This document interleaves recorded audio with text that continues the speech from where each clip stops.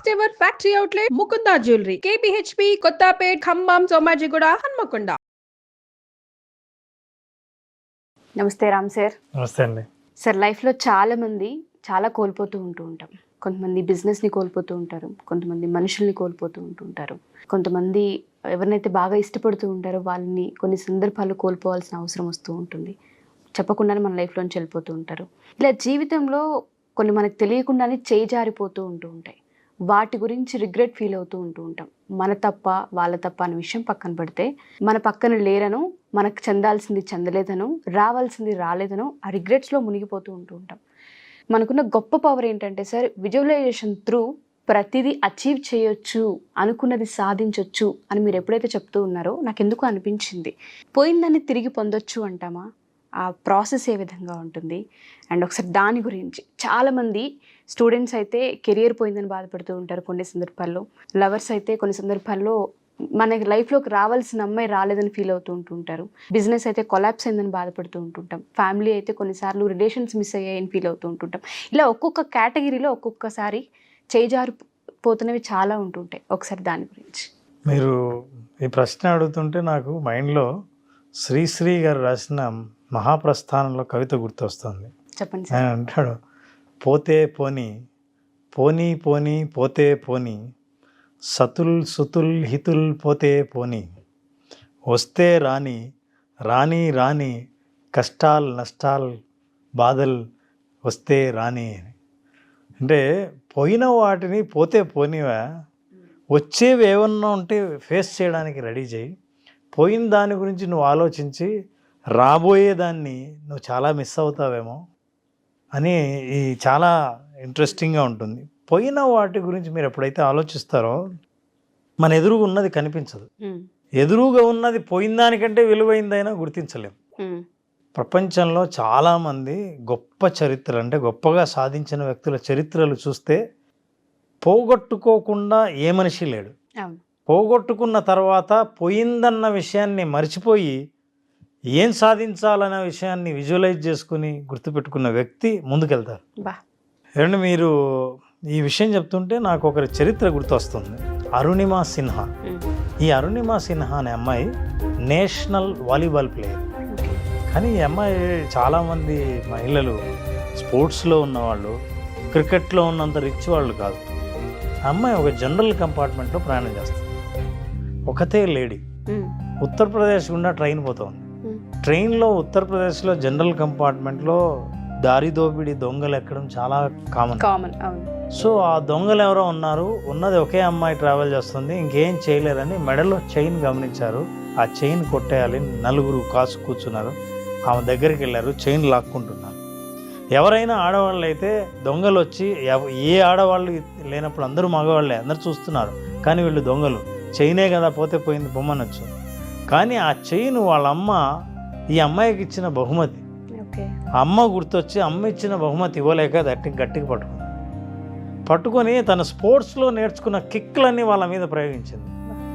ఎంత చేసినా సరే నలుగురు మగవాళ్ళు గట్టిగా పట్టుకొని వాళ్ళ కోపం వచ్చి వీళ్ళందరినీ కొట్టిందని ఆ అమ్మాయిని ఏం చేశారు, ఒకరు కాలు, ఇంకో కాలు, ఇంకో చెయ్యి, నలుగురు పట్టుకుని ట్రైన్ గేట్లోంచి ఇసిరేసారు. వేస్తే ఇల్లు బయటపడి ఒక ట్రైన్కి కొట్టుకొని కింద పడింది. అక్కడ రక్తం ఓడుతూ కాలు విరిగి అక్కడే పడిపోయింది. రాత్రి జరిగింది. దొంగలను అడ్డుకుందామనుకుని చేసిన ప్రయత్నం గాను ఆమె ఇసిరేస్తే కాలు విరిగిపోయింది, అక్కడ పడిపోయింది. తెల్లవారింది. రాత్రంతా బాధతో అక్కడే పడి ఉంది. తర్వాత రిపోర్ట్ అంతా పోలీసులు సేకరిస్తే తెలిసింది ఏంటంటే, ఆ అమ్మాయి అరుస్తూ కేకలేస్తూ సహాయం అడిగినప్పటికీ దాదాపు ఆ అమ్మాయి పక్క నుంచి 49 రైళ్లు వెళ్ళిపోయాయి. ఎవ్వరూ చూడలేదు. రాత్రి తెల్లవారింది. రక్తం మొత్తం కారిపోయింది. కాలుకు దెబ్బ తగిలి కాలు లేచేటట్టు లేదు. తెల్లవారిన తర్వాత ఎవరో చూశారు. ఆ అమ్మాయిని హాస్పిటల్కి తీసుకెళ్లారు. కాలు డాక్టర్ అన్నారు ఏమీ పని చేయదు, కాలు తీసేశారు. ఇప్పుడు ఆ అమ్మాయి గతం ఆలోచిస్తే అనవసరంగా చైన్ పోయినా బాగుండేది కదా. ఇప్పుడు నేను తను ప్లేయరు, స్పోర్ట్స్, మన కాలు లేకుంటే స్పోర్ట్స్ ఏమవుతుంది. కానీ కాలు తీసేశారు. కృత్రిమ కాలు పెట్టాలన్నారు, కృత్రిమ కాలు పెట్టారు. ఇప్పుడు ఆ అమ్మాయి గతం ఆలోచిస్తే, నేను సాధించాలనుకుని సాధించలేకపోయాను, నేషనల్ ఛాంపియన్ అందులో అసలు నేను ఎందుకు ఇలా జరిగింది, జీవితాంతం కుమిలిపోవడానికి కావాల్సిన చరిత్ర అంతా జరిగింది. అంత బాధ ఉంది. కానీ అమ్మాయి అట్లా ఆలోచించలేదు.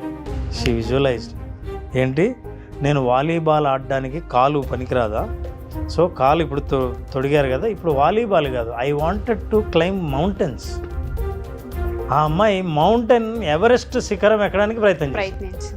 ఎవరెస్ట్ శిఖరం ఎక్కి 2 సంవత్సరాలకే ప్రపంచంలో మొట్టమొదటి కృత్రిమ కాలుతో, అది కూడా మహిళగా పైకి ఎక్కిన రికార్డు 2013లో అమ్మాయికి దక్కింది.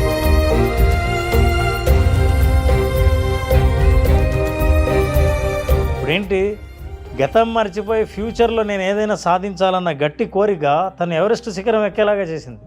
మీకు తెలుసా, ఆ అమ్మాయి మరి నిజంగా వాలీబాల్ ఆడుంటే అవార్డు వచ్చిండేదో లేదో తెలియదు, కానీ ఇవాళ పైకి ఎక్కినందుకు గాను ఆమెకు పద్మశ్రీ అవార్డు వచ్చింది.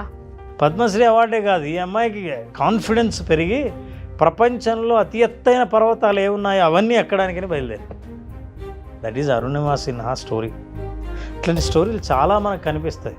డాక్టర్ అబ్దుల్ కలాం, ఆయన పేద కుటుంబం నుంచి వచ్చాడు, న్యూస్ పేపర్లు అమ్మాడు.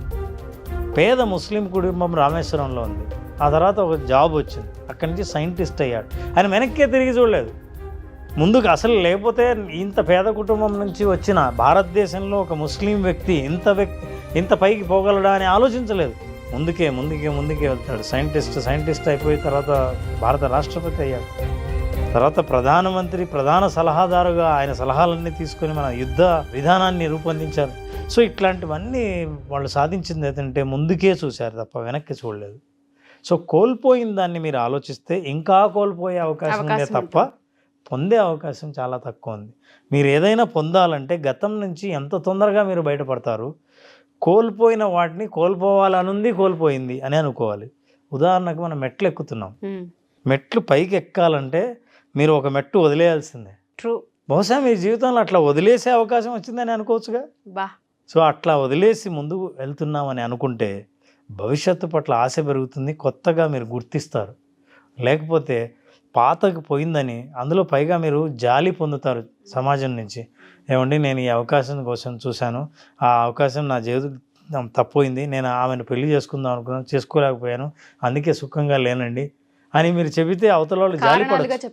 కారణాలుగా చెప్పి ఈ కారణాలనే మీరు మీకు ఒక సాకుగా చూపి జీవితంలో ముందుకు వెళ్లకుండా, డెవలప్ అవ్వడానికి స్కిల్స్ డెవలప్ చేసుకోకుండా మీరు అట్లాగైనా జీవించవచ్చు సోమరిపోతులాగా.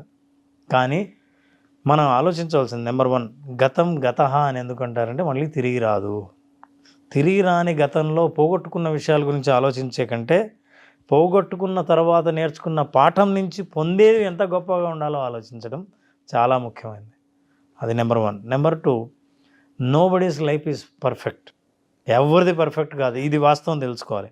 మీ లైఫ్ను మీరు గతంలో ఆ నిర్ణయం తీసుకోకుండా ఉంటే బాగుండేది, అది పోగొట్టుకున్నాను అనవసరంగా, అది పోకుండా ఉంటే బాగుండేది అని అనుకొని అది పోకుండా ఇంత పర్ఫెక్ట్గా ఉండాలని ఊహించడం ఉంది, అది మూర్ఖత్వం. సో ప్రతి ఒక్కరి లైఫ్ ఇంపర్ఫెక్టే.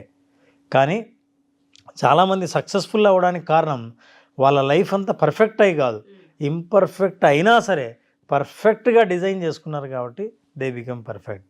కాబట్టి పోగొట్టుకున్న వాటిని మనం ఆలోచన చేస్తూ పోతే ఇక ఉన్నవి మీకు సొంతమైనవి కూడా మీరు పోగొట్టుకునే అవకాశం ఉంది. కాబట్టి సో పోగొట్టుకున్న వాటిని పోవాలని ఉంది కాబట్టి పోయిందని అనుకోవడం ఒకటి. రెండవది, కొంతమంది మనం ఫర్గివ్ చేయాలి, అందులో మనము ఉంటాం. మనల్ని మనం క్షమించుకోవాలి. ఎందుకు పోగొట్టుకున్నామో తెలియదు, మన వల్లే అయితే లెట్ us ఫర్గివ్. మీరు మిమ్మల్ని క్షమించారు కాబట్టి మళ్ళీ ఇటువంటి పరిస్థితి రాకుండా ఉండేందుకు భవిష్యత్తులో ఇంతకంటే గొప్ప ఘనకార్యాలు చేసే ప్రయత్నం చేయండి. సో ఇట్లాంటివి చేయడం వల్ల గతంలో పోగొట్టుకుందన్న బాధ మనం ఆ బాధ బరువుగా మోసి ముందుకు వెళ్ళలేం. ఎందుకంటే ఈ బరువు ఎక్కువ అయిపోయింది కాబట్టి ఆ బరువును దించుకోవాల్సిన అవసరం ఉంది. ఎగ్జాక్ట్లీ, అది దించేస్తే తప్ప తేలిగ్గా ముందుకు వెళ్ళలేం. True sir. చాలా సందర్భాల్లో మీరు అన్నట్టుగానే కారణాలు సాకులుగా చెప్పుకుంటూ ఉంటాం. మన సక్సెస్కి కానివ్వండి, మన బాధలకి కానివ్వండి, అప్పుడెప్పుడో జరిగిన మన ఫెయిల్యూర్స్ ఏవైతే ఉంటాయో వాటినే కారణాలుగా చూపించి లైఫ్లో ముందుకు ఎందుకు వెళ్ళలేదు అంటే ఇది ఇలా జరిగిందని చెప్పుకుంటూ ఉంటాం. అది పోవాలి యాక్చువల్గా. For example Thomas Alva Edison ఉన్నాడు, ఆయన బల్బు కనిపెట్టడానికి 1000 సార్లు ఫెయిల్ అయ్యాడని అందరు చెబుతారు. ఒక మీటింగ్లో ఆయన్ని కూర్చోబెట్టి మనకు థామస్ ఆల్వా ఎడిసన్ ఇక్కడ ఉన్నారు ముఖ్య అతిథిగా, ఆయన 1000 సార్లు ఫెయిల్ అయినా సరే బల్బు కనిపెట్టాడు అంటే ఎవరు చెప్పారు అన్నాడు. అదేంటి సార్ 1000 సార్లు మీరు ఫెయిల్ అవ్వటం అందరికీ తెలుసు, ప్రపంచం అంతా తెలుసు కదా అంటే, నో నేను 1000 సార్లు ఫెయిల్ అవ్వలేదు. బల్బును ఎలా కనిపెట్టలేరో 1000 విధానాలు కనిపెట్టాను. ఆ ఫెయిల్యూర్లో ఇంకెవరు కనిపెట్టరు. సో నేను కనిపెట్టినట్టేగా. ఎస్. ఎంత పాజిటివ్ అంటే పాస్ట్ గురించి. ఒకసారి ఆయన ల్యాబొరేటరీ థామస్ ఆల్వా ఎడిసన్ ఇప్పుడున్న ప్రస్తుతం ఇప్పటి వరకు ఉన్న ఏ సైంటిస్టులకు లేని అత్యంత ఆయనకి పేటెంట్ రైట్స్ ఉన్న ఒకే ఒక సైంటిస్ట్ ఇప్పటికి కూడా ఆయనే, థామస్ ఆల్వా ఎడిసన్. ఒకసారి ఆయన ల్యాబ్గా అగ్ని ప్రమాదానికి గురైంది. ఫైర్ యాక్సిడెంట్ అవుతుంటే పక్కన వాళ్ళందరూ గట్టిగా అరిచారు. ఏం అరిచినా అప్పట్లో అంత టెక్నాలజీ లేదు. ఫైర్ ఇంజిన్ వచ్చేసరికి ఆయన ల్యాబ్ మొత్తం కాలిపోయింది. పక్కన చూసిన వాళ్ళు, పనిచేసిన వాళ్ళు ఏడ్చారు. ఇంత గొప్ప సైంటిస్ట్ ల్యాబొరేటరీ మొత్తం కాలిపోయింది అని. ఆయన కాలిపోయింది కదా అనే ఒక స్టేట్మెంట్ ఇచ్చాడు. All my failures are burned, now I will start new అన్నాడు. బా. సో ఈ యాటిట్యూడ్ ఉంటే తప్ప ఎస్, మనం ముందుకు వెళ్ళలేము. దీన్ని బలంగా నిర్ణయించుకోవాలి. అందుకే ఒక చాయిస్ ఉంది ఎవరికైనా సరే. మీ జీవితాన్ని డీఫాల్ట్గా జీవించాలనుకుంటున్నారా, డిజైన్తో జీవించాలనుకుంటున్నారా? So design your life, not by default. బా, no words sir. Thank you so much sir. మీరు అన్నట్టుగానే పోయిన వాటిని ఏదైతే మనం లైఫ్లో మిస్ అవుతూ ఉంటామో, పొందే వాటిని గొప్పగా ఫీల్ అవ్వాలి, గొప్పగా చేసుకోవాలి. సో అలా విజువలైజేషన్ త్రూ మన లైఫ్ని మనం డిజైన్ చేసుకునే ఒక అవకాశం ఒక మనిషికి దేవుడిచ్చిన గొప్ప వరం అని మనం చెప్పుకోవచ్చు. రేపటి రోజున ఏ విధంగా ఉంటుందనేది మనం ముందే ఊహించుకొని ఇలా అని డిజైన్ చేసుకునే ఒక అవకాశం మనకుంది. విజువలైజేషన్ త్రూ అసలు ఏ విధంగా అండ్ నెక్స్ట్ ఎప్పుడు ఉండబోతుంది ఏంటో ఒకసారి చాలామంది అడిగే వాళ్ళు ఉంటూ ఉంటారు. లాస్ట్ టైం చాలామంది మిస్ అయ్యారు ఎగ్జామ్స్ వల్ల, పిల్లలు కానివ్వండి, చాలామంది స్టూడెంట్స్ ఎవరైతే ఉన్నారో వాళ్ళందరూ ఒకసారి మళ్ళీ ఎప్పుడు ఉండే అవకాశం ఉంది? నిజంగా మీరు అనుకున్నట్టు ఏదైనా గతంలో పోగొట్టుకున్నామన్న బాధలో ఉన్న వాళ్ళు భవిష్యత్తుని ఎట్లా నిర్మించుకోవాలో వాళ్ళు చూడాలంటే విజువలైజేషన్ ద్వారానే చూడగలరు. సో ఈ విజువలైజేషన్ సెషన్ ఈ మంత్ అంటే మే 28వ తేదీన మళ్ళీ స్టార్ట్ చేస్తున్నామండి మా బ్యాచ్. ఓకే, చాలామంది అడుగుతున్నారు. సో ఈ విజువలైజేషన్ ద్వారా లైఫ్ పట్ల క్లారిటీ, లక్ష్యం పట్ల క్లారిటీ, యాక్షన్ పట్ల క్లారిటీ ఇవన్నీ పొందొచ్చు. ఎవరైనా ఆసక్తి ఉన్న వాళ్ళు రిజిస్టర్ చేసుకొని ప్రోగ్రామ్కి అటెండ్ అయితే ఈ ప్రయోజనాలన్నీ పొందుతారు. Thank you sir. Thank you so much. Thank you very much.